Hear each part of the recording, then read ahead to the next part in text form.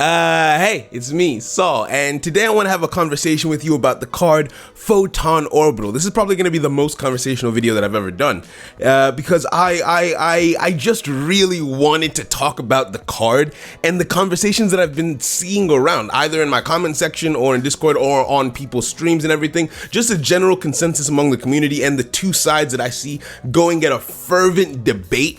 Now that the card is actually released, because for anyone who doesn't know, when the leaks came out, we thought that we were going to be getting a card called Hyper Galaxy from the OCG. And then later on, when Konami actually announced the box details, it turns out it was Photon Orbital. Now this created a split, and it was a very firm divide. And you could see the difference between the people who played Dueling, saw the card for what it was, and wanted Hyper Galaxy, and then the people from the TCG, knowing how Photons play in the TCG, coming over and saying that Photon Orbital was the better card for us to have gotten. And some people were doing it respectfully, but there were a lot of people who were just like hyper aggressive with how they went about it, right? And here's my 2 cents on it, because I'm on record saying that I'm not happy that we got Photon Orbital. And this is what I think people need to realize. The fact that I'm not happy that we got a card, the fact that I wish we got a different card, doesn't mean that the card we got isn't good.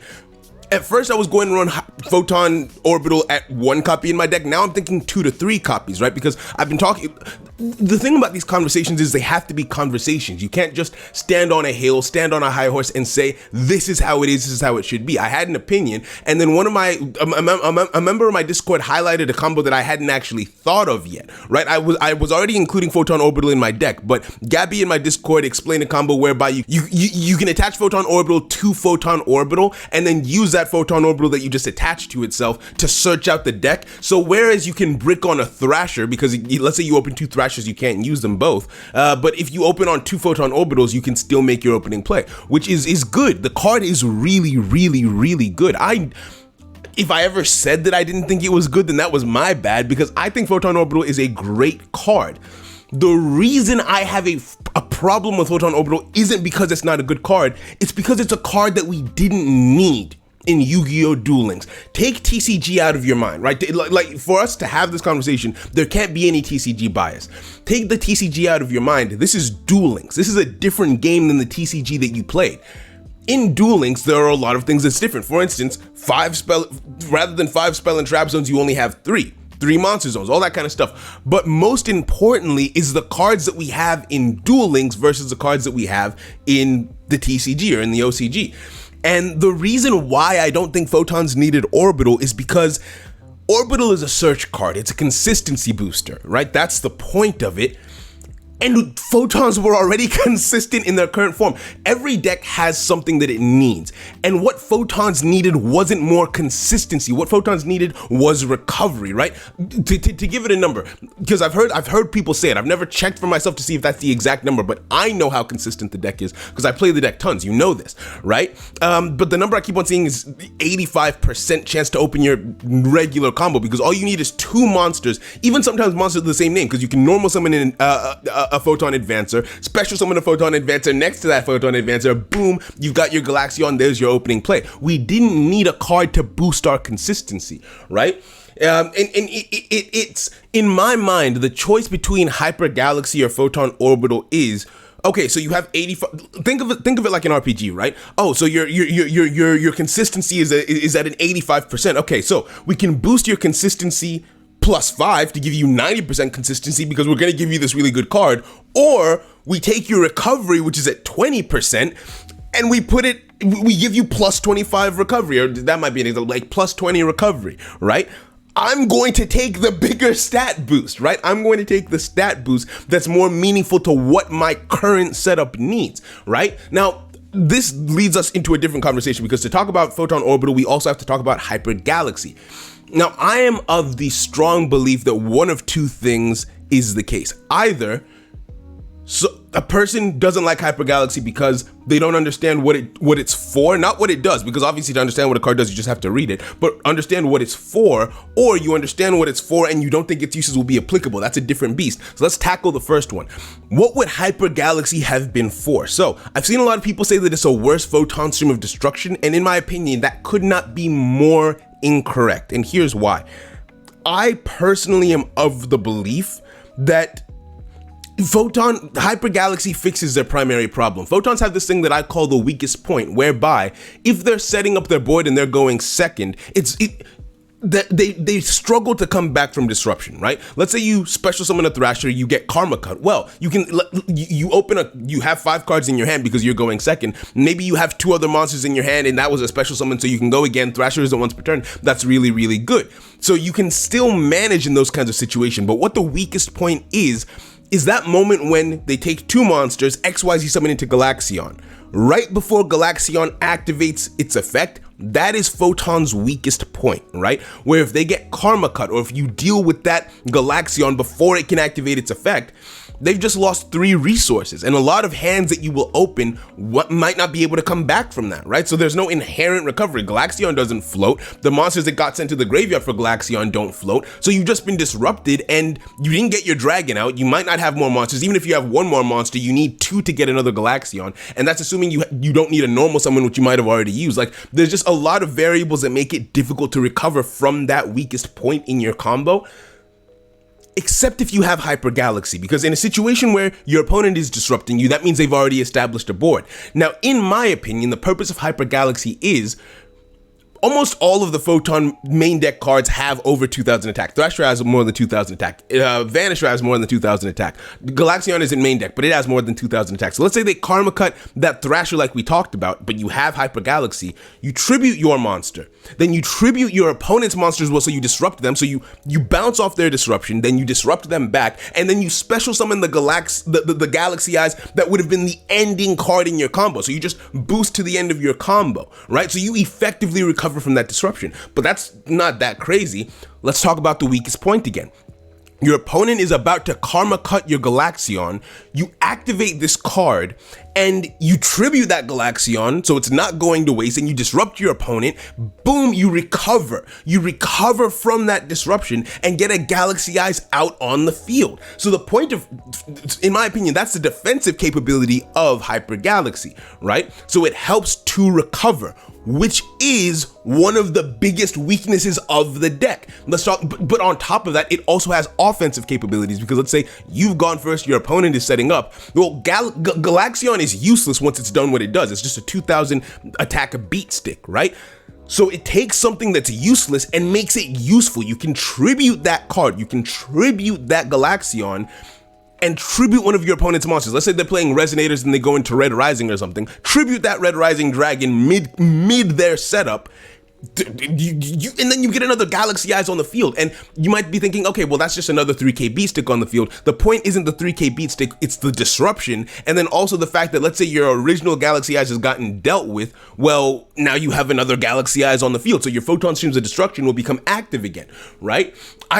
It had so much offensive and defensive capability, on top of the fact that it could be used as a potential engine in other archetypes, right? Put two hyper galaxies in a deck, and then put like one Galaxy Eyes in your deck as well. If you have over 2,000 attack monsters in your deck, you can start making those kinds of plays. So I don't think it's questionable how useful it would have been for the deck. Now, the only way I can see you having a problem with that is if you don't believe it's practical, if you don't believe it is reasonable to assume that Photons would be able to use the card. If you don't believe that the setup would be there, because you will obviously have 2,000 attack monsters, but your opponent also has to have a 2,000 attack monster, which is fair. However, I'm just gonna come over here to Duel Links meta. You won't see it on the screen because I'm not gonna be editing this video, unfortunately. This is just a conversational type beat, right? But just trust me, I won't lie to you.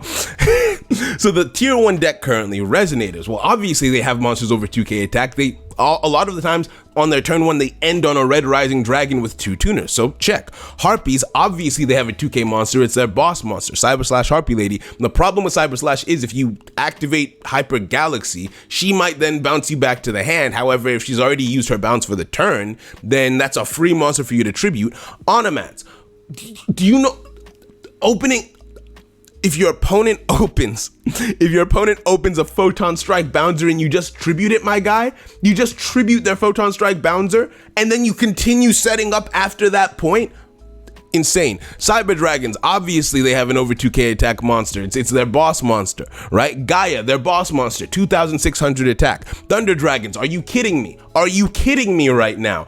Right? Like, it is... It's not that hard to find yourself in a situation where you're up against a 2k monster. This doesn't even include Blue Eyes or Fire Kings with Garunix, right? Those aren't even on the tier list anymore. I believe that it doesn't have to be their original attack, which means Water XYZs even when they're when Abyss Dweller is boosted, I think it goes up to 2200 attack. So there's that as well. Are there any other top decks here that I think Shiranui? Obviously, yes, that qualifies. Lunalights would qualify. Tech Genius would qualify. Crystons would qualify. Triamids would only qualify if they're being boosted, but they boost themselves quite often, and if they've gotten Sphinx out, then you can just deal with the Sphinx. Synchrons would qualify. Heroes would qualify.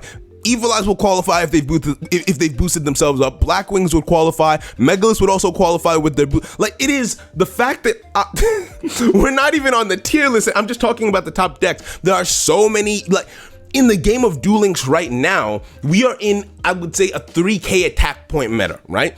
Like, where if you're not putting out 3k, if you have to kind of figure out how your deck gets over 3k. So 2k is a given bar to clear, right? If your opponent is setting up a board, like, yeah, 2k attack monsters aren't that rare, right? Like if I were to go onto the ladder right now, I would encounter, I don't even know how many resonators. I don't even know how many, like, it's not that difficult to pull off. It's not that difficult to pull off in my opinion. Obviously, we didn't get the card, so I can't play test it. I can't be like, oh, here, see, right? So in explaining the fact that Hyper Galaxy is there for a recovery boost, and in explaining that card would actually have applicable usage, I think it's completely reasonable for a Duel Links player to have preferred Hyper Galaxy.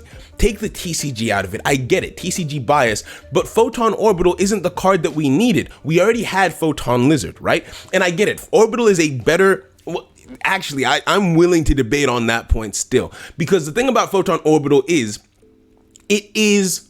So let's say you normal summon a monster. Let's say you normal summon Photon Lizard and Photon Lizard gets Karma Cut. Cool. You normal summon Photon Orbital gets Karma Cut. So you've both been disrupted. Alright, cool, that's fine. So neither of them has the edge there. But then you take into account that Lizard can tribute itself to Search, which means it can dodge certain effects, but also on top of that, Photon Orbital becomes an equip spell before it can search. So if you activate it as an equip spell, what is rampant in the meta right now? I think MST, Cosmic Cyclone, all those kinds of back row disruption removal type beats. So it can be disrupted in more ways than Lizard can. Now the benefit is it can search out Photon and Galaxy cards, but we don't have any relevant Galaxy cards. So in Duel Links the way it is right now,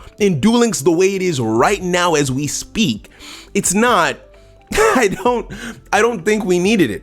I don't think we needed it. Now, that being said, like I said at the beginning, I am most likely going to run this card at 2 to 3 copies. This card is going to be in Photons and it is going to improve the deck. No one is saying that that's not the case. In fact, if you want to talk about what I've said in this video, if you want to respond and have a conversation about your thoughts, right? If you leave a regular comment, obviously I'll reply to that. But if you're specifically trying to discuss what I say in this video, start your comment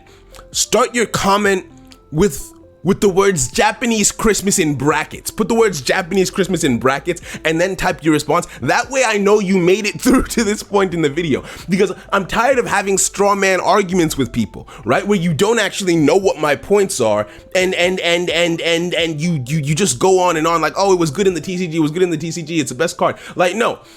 Rather than just using that as your argument, here are the points that I've said and give me actual counters. Like, if I'm wrong, tell me.